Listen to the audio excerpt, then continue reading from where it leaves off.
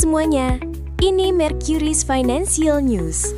Seperti biasa, kami hadir untuk memberikan rangkuman lengkap mengenai perkembangan terbaru di dunia ekonomi, bisnis, pasar global, dan keuangan digital.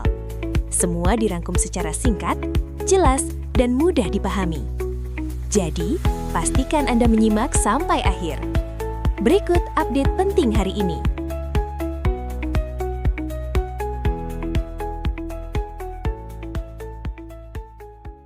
Pernah nggak kalian ngerasa menyesal karena melewatkan sebuah kesempatan besar?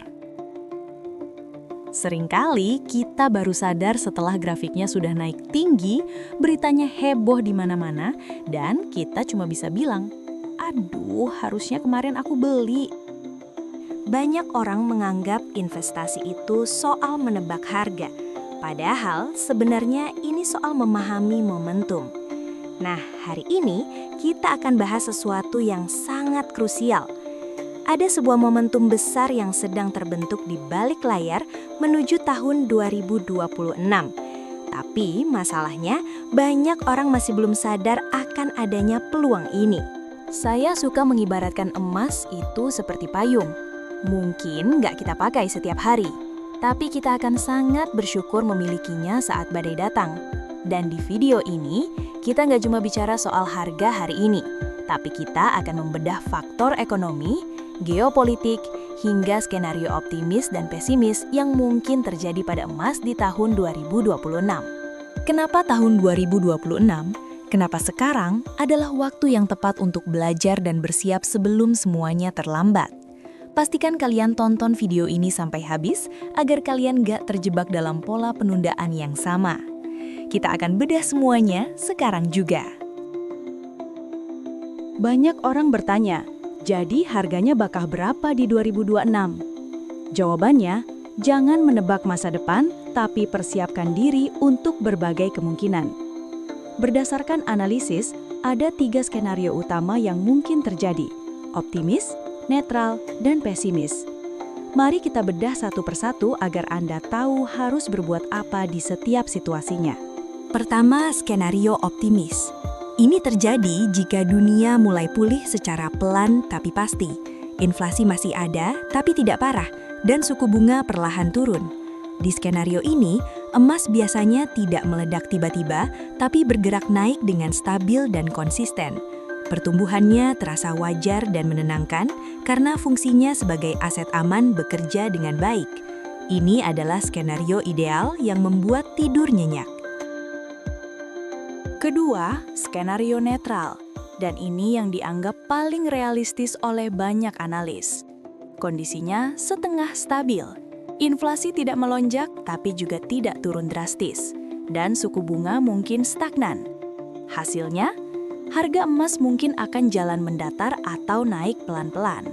Tapi jangan salah, di sini emas tetap kuat sebagai penjaga nilai aset Anda, memberikan peluang yang solid untuk jangka panjang. Ketiga, skenario pesimis. Ini kemungkinan yang harus Anda pahami. Jika inflasi terkendali lebih cepat dari dugaan atau dolar AS menguat signifikan, emas bisa mengalami koreksi atau penurunan harga. Mungkin Anda panik, tapi tunggu dulu. Justru disinilah rahasianya. Sumber data kami mencatat bahwa jika skenario pesimis ini terjadi dan harga emas turun, itu justru sering menjadi peluang terbaik untuk masuk. Kenapa? Karena sejarah menunjukkan setiap kali emas tertekan, ia selalu kembali menguat dalam jangka panjang. Jadi, koreksi adalah diskon, bukan bencana. Jadi, mau naik, datar, atau turun, strategi kita harus tetap siap. Lalu, kenapa masih banyak orang yang gagal memanfaatkan momentum ini? Biasanya karena masalah psikologis yang akan kita bahas di segmen berikutnya. Nah, setelah tahu skenarionya, kenapa masih banyak orang yang gagal memanfaatkan peluang ini? Jawabannya bukan karena mereka tidak punya uang, tapi karena jebakan psikologis. Berdasarkan data yang kami kumpulkan, momentum emas seringkali terlewat justru karena pola pikir kita sendiri. Kesalahan pertama, sadar setelah terlambat. Kebanyakan orang baru sadar emas itu menguntungkan ketika harganya sudah naik tinggi. Mata kita baru terbuka setelah melihat grafik hijau yang menjulang dan akhirnya keluar kalimat legendaris.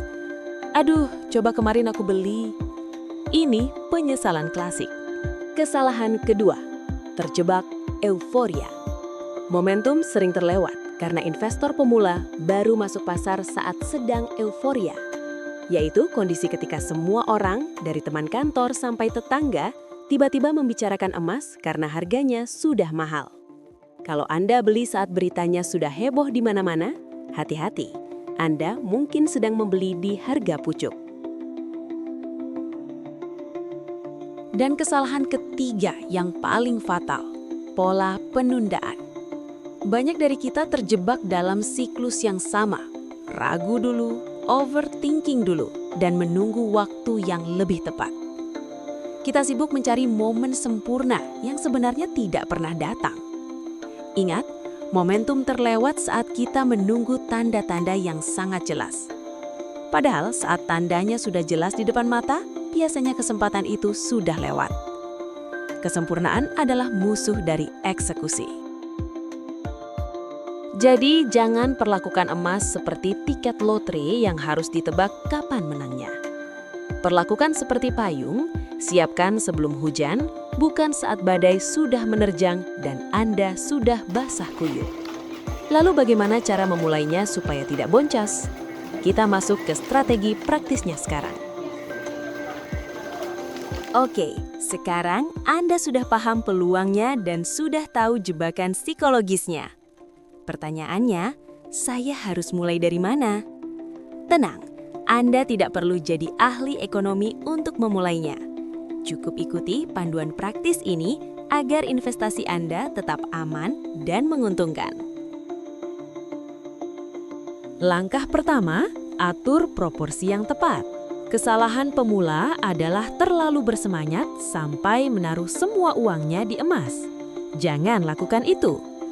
Emas sebaiknya hanya mengambil porsi 5-15% dari total aset Anda. Kalau Anda benar-benar baru mulai, 5-10% saja sudah sangat ideal sebagai fondasi. Ingat, fungsinya sebagai penyeimbang, bukan satu-satunya aset. Ini adalah prinsip diversifikasi yang sederhana namun kuat. Langkah kedua, fokus jangka panjang. Pergerakan emas itu stabil, bukan agresif. Jadi, buang mentalitas cepat kaya dalam semalam. Emas paling cocok untuk tujuan jangka panjang, seperti 5-10 tahun atau lebih.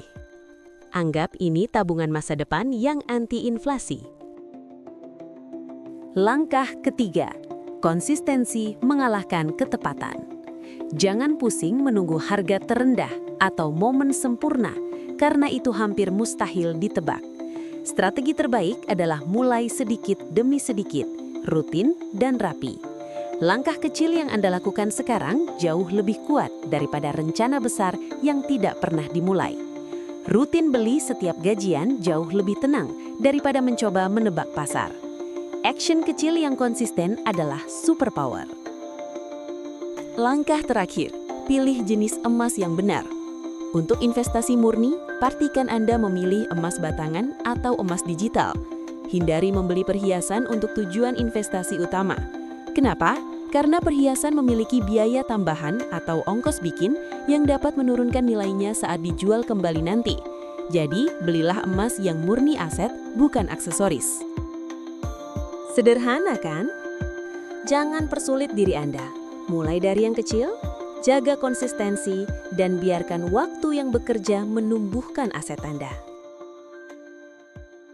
Sebagai penutup, saya ingin mengingatkan kembali poin terpenting dari pembahasan kita hari ini.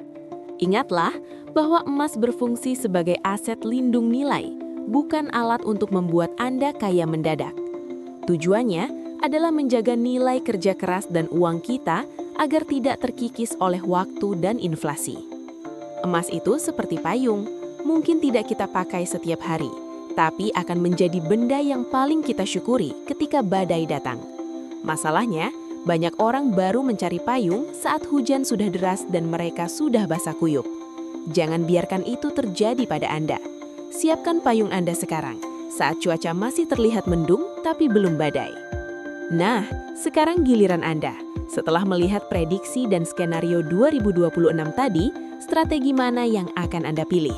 Apakah Anda tim menunggu harga turun dulu atau tim cicil rutin dari sekarang? Tulis jawaban dan alasan Anda di kolom komentar di bawah. Saya ingin membaca strategi kalian. Jika video ini membantu membuka wawasan Anda tentang persiapan ekonomi masa depan, jangan lupa tekan tombol like dan subscribe. Bagikan juga video ini ke teman atau keluarga yang menurut Anda perlu menyiapkan payung mereka sebelum tahun 2026. Terima kasih sudah menonton, sampai jumpa di video berikutnya. Tetap bijak berinvestasi dan salam cuan.